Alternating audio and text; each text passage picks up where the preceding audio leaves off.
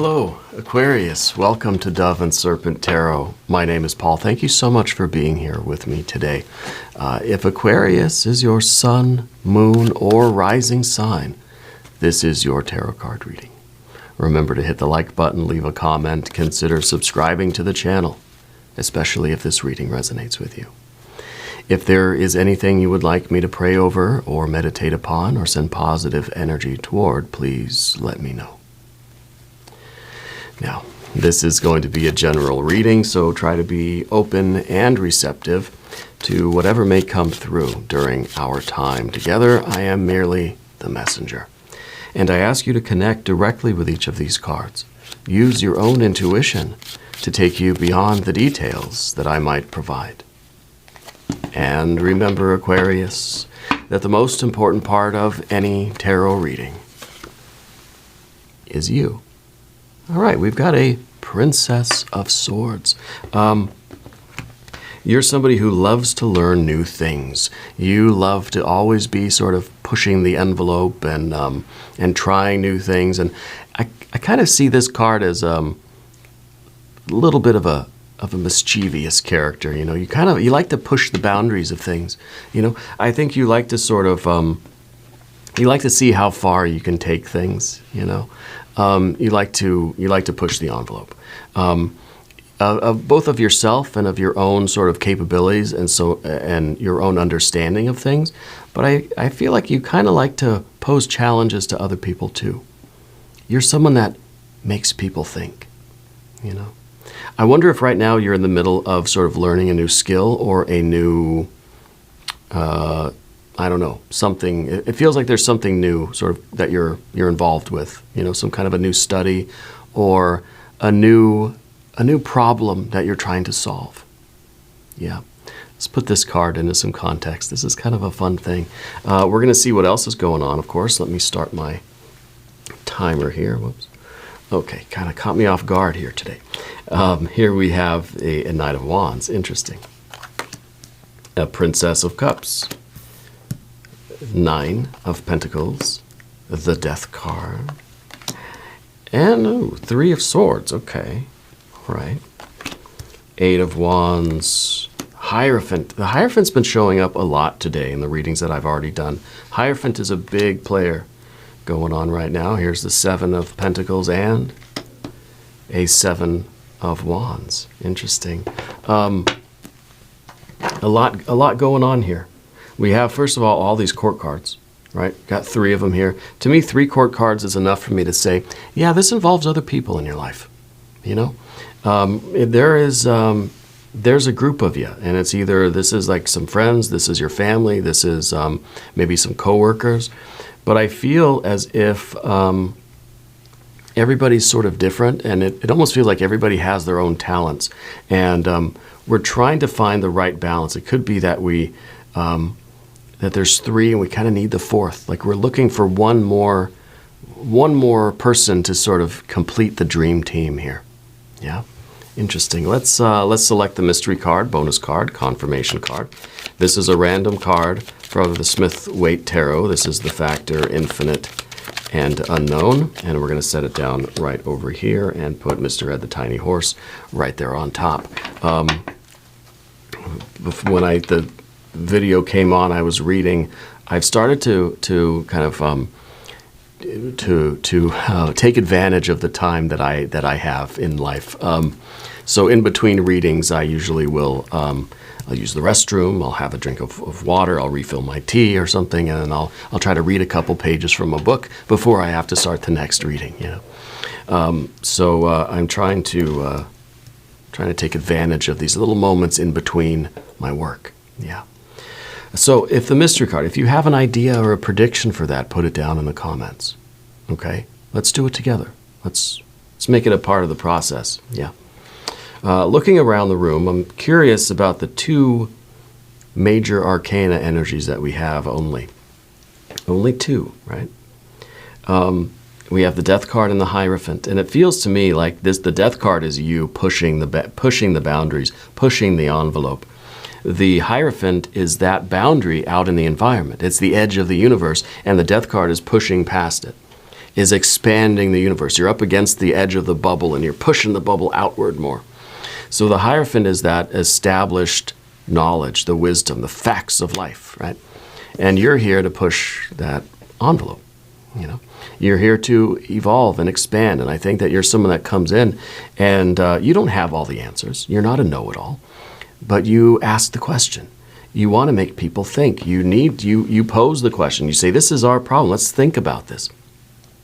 And through that interaction, I think you are establishing a new set of facts, right?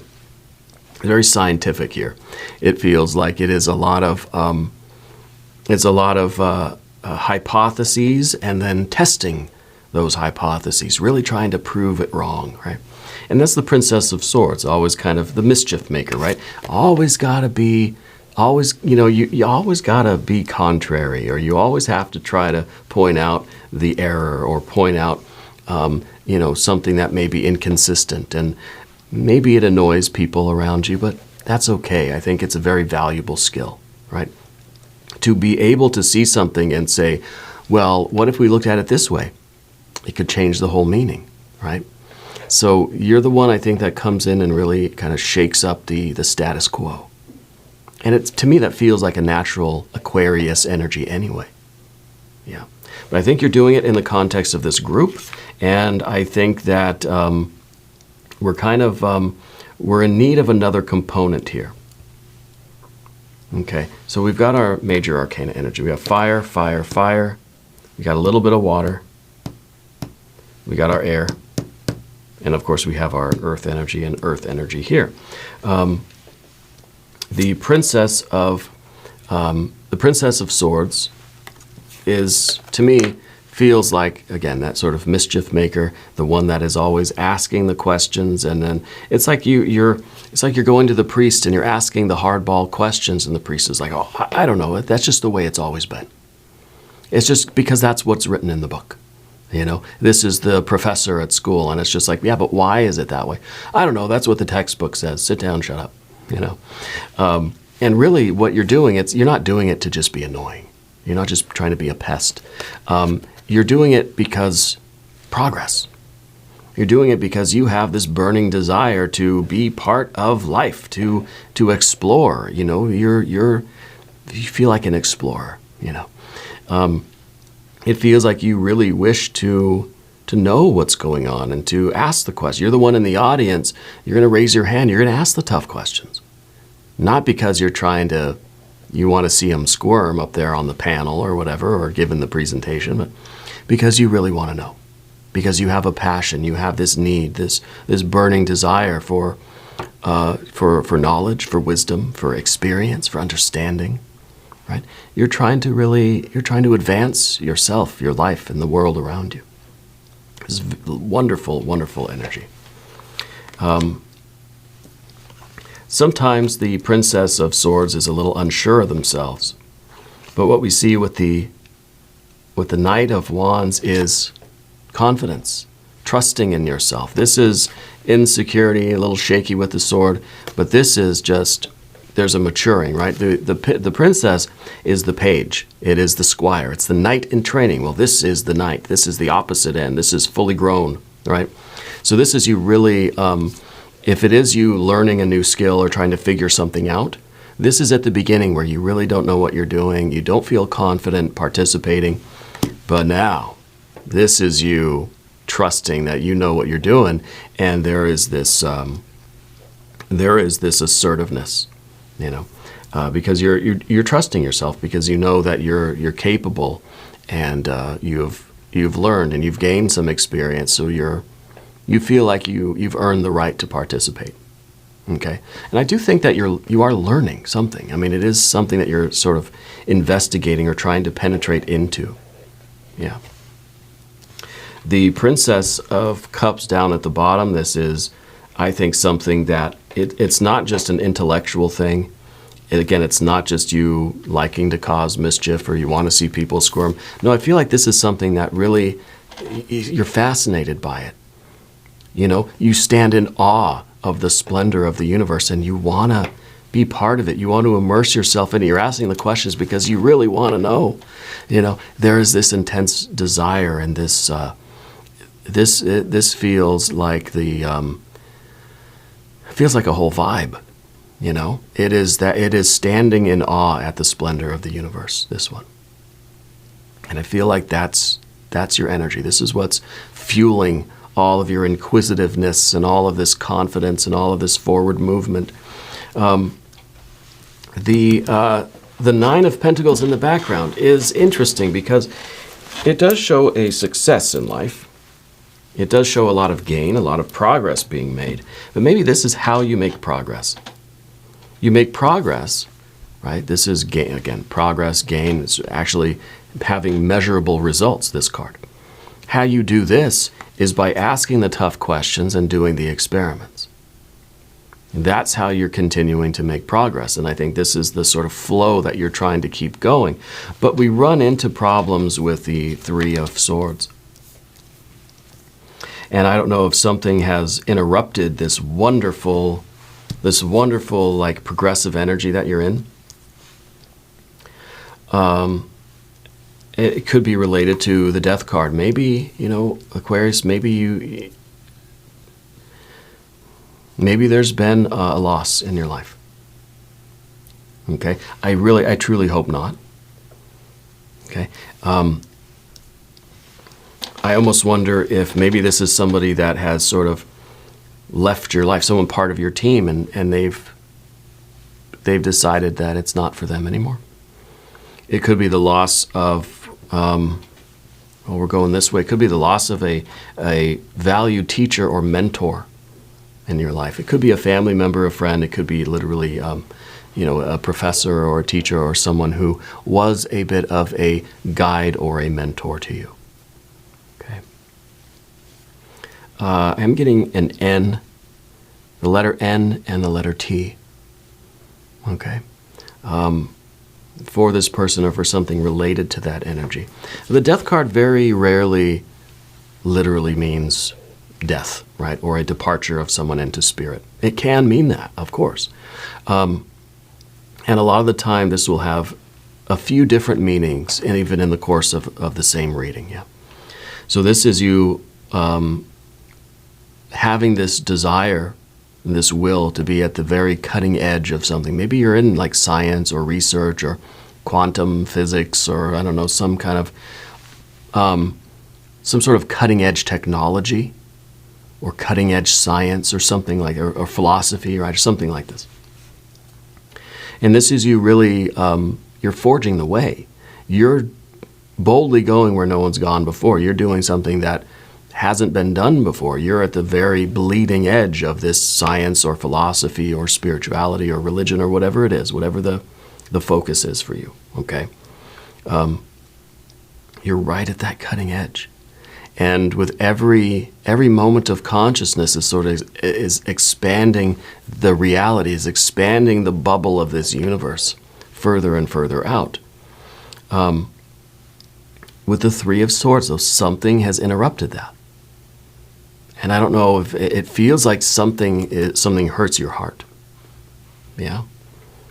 And I can't help but see the connection between these three. All right, because it feels like there's a piece missing now. Maybe there was a fourth wheel, and now that wheel is gone, and it's kind of, it's throwing the group off balance a little bit. This could be a family situation. This could be a best friend thing. Well, this is not easy to deal with, right? It feels like this was a part of the team that's not there anymore. Okay. And so this is something that we have to process and deal with and work through if we're going to continue on this path toward progress and this, I think, manifesting really, because at the end here we've got this fire and earth, and even over here, what do we have? We got fire and earth, right? Fire and earth. And even here we have some fire and earth too. So it really is about you making this kind of progress, and I don't know if it's in some sort of research or some new again, like a new skill or a new investigation that you're involved with. But something has interrupted the process, okay?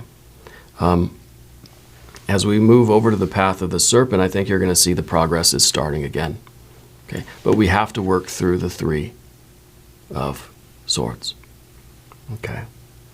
I don't know who this person is. I feel like it's an older male energy, but I don't know. Maybe a friend. It could be that mentor. It could be, you know, a guide or a family member or something. But this is going to take time for you to work through.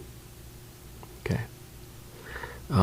As we move to the path of the serpent, if you haven't subscribed to the channel, please do. It supports the channel. I appreciate that.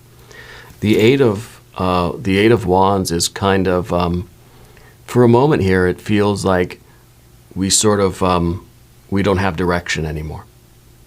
So I feel like that whoever this person was, I feel like they were really a guide. You know, the Hierophant. They were the one kind of showing you the way. And now I feel like it sort of feels like you've been abandoned in a way, right? That you're sort of now you're just thrown into the deep end of the pool, and it's up to you to figure out which way to go to swim to shore. Yeah. And so maybe this isn't somebody transitioning into spirit. Maybe this is someone has just quit the company, and now you're the next in line. And guess what, buddy? You've got to do it, you know? So it could be that, you know? But I feel that right away, this is kind of a frantic, like, oh my gosh, what do I do sort of energy. Yeah, because it feels like there are so many decisions, and you want to make the right one. You want to make the right one. So I wonder if the Hierophant here, the Hierophant in the environment, is always a good position, because I feel like for some of you, the master is appearing. Okay, it's sort of when the student is ready, the master will appear. And maybe the Three of Swords is nothing to do with the departure of a person. Maybe it's saying that you're reaching an impasse in your investigation, in your knowledge, in your learning here. That's slowing down your progress, and suddenly there's something that you don't understand. There's something that is really beginning to lead to a loss of heart, that we're starting to not feel it. That we're just thinking, oh my God, I'm never going to get past this, you know? And then we're starting to get kind of nervous. We're starting to get that anxiety, like I don't know what to do. Maybe this is something unexpected that we don't understand, and we don't know how to figure it out. And what if the Hierophant is the appearance of the information or the wisdom or the knowledge, or maybe a person providing that you need in order to get through this, to see what the problem is and how to fix it, to see what the blockage is and how to clear it. Okay, this is sometimes the appearance of the higher self, right? Just about ready to give up, and then suddenly the divinity, the divine energy shows up and points to what we need to see. Yeah. And I think what it's pointing to is the Seven of Pentacles, showing you what the issue is, what the obstacle, what the roadblock is. It's starting to get this. Before it was just a black space, right? Now there's some light. Now our eyes are starting to adjust. We're starting to see what that is. We're starting to see what isn't working here. And then we're able to match the effort. We're able to use the right tool for the right job. See, 7 and 7. Spirit's saying that you should accept any invitations that are offered to you right now.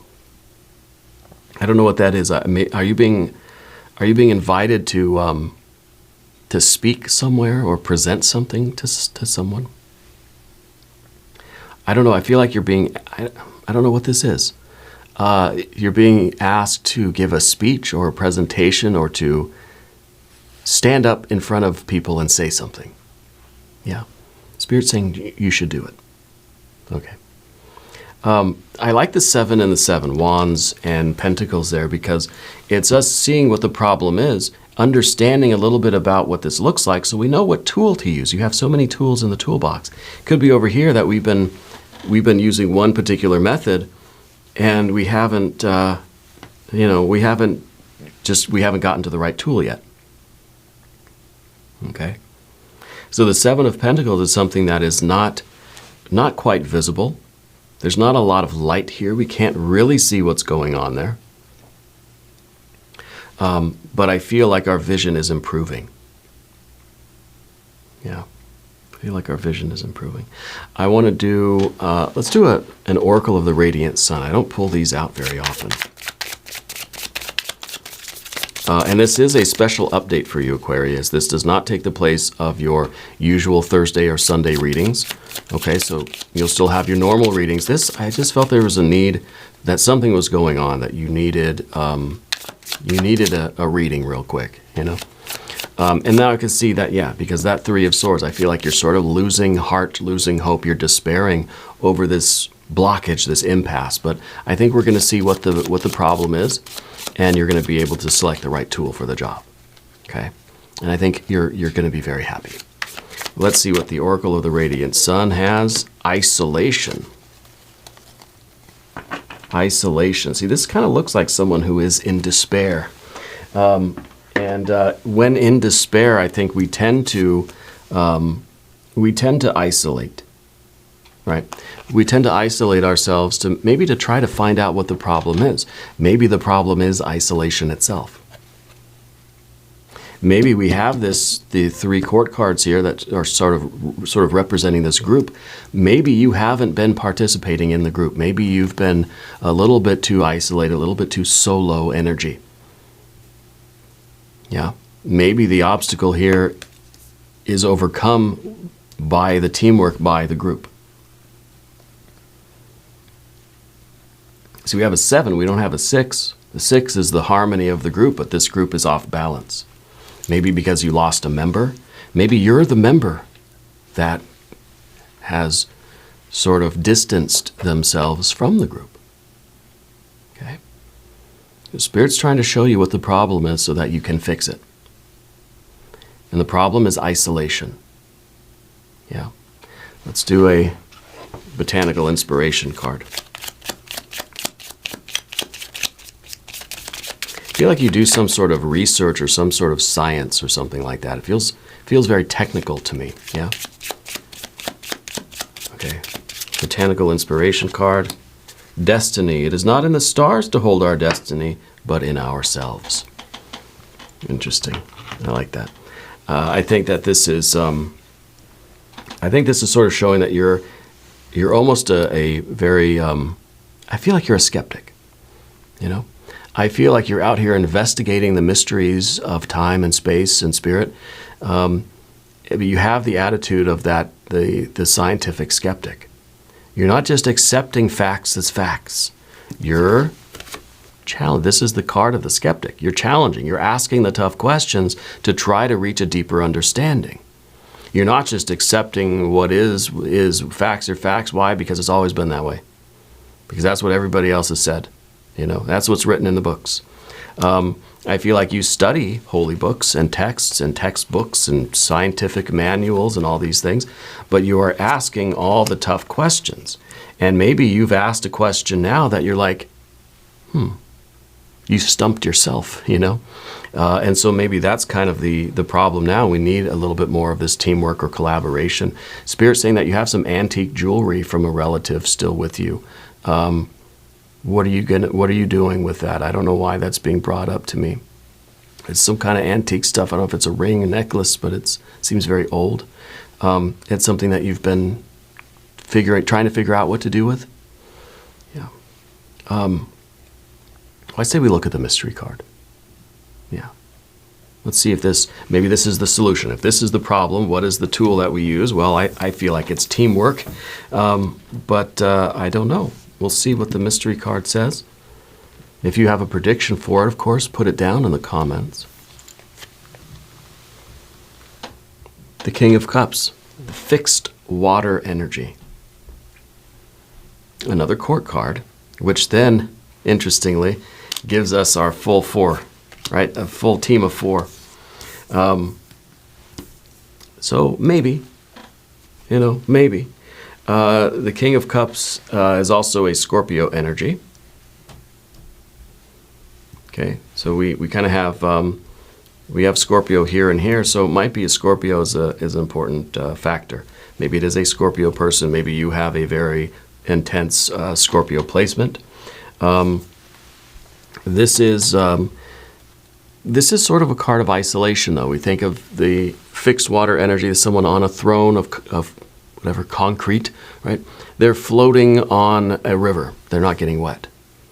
So they're there, they're in the room, but they're not touching anything. You know, you're sitting at the table with the group, but you're not part of the group. Okay, so this isolation, you could say, well, I'm not isolated. I'm in the middle of a crowded street. I'm in Times Square. You know, you're still isolated. Okay? Energetically, I think. So I think that the tool, the solution here is to immerse yourself in. Jump in, let yourself get wet. Let yourself be affected by the other people in the group with you. You don't have to keep yourself in that bubble, separated, isolated, protected. Okay? That is the message here for you. That's the tool to fix this problem now. All right, well, we're going to do an extended reading. If you want to stick around, there's a link up top. There's one down below. New readings for Aquarius, Thursdays and Sundays. This was a special update. Be sure to watch both of the Thursday and Sunday readings. If you don't want to watch them here, you can check them out on the website, doveandserpenttarot.com. If you haven't subscribed to this channel yet, please do. It is totally free, doesn't cost anything. And leave a comment. Let me know where in the world you're watching from. I want you to know that you're the most important part of Dove and Serpent Tarot. I thank you and I love you, and we're all in this together.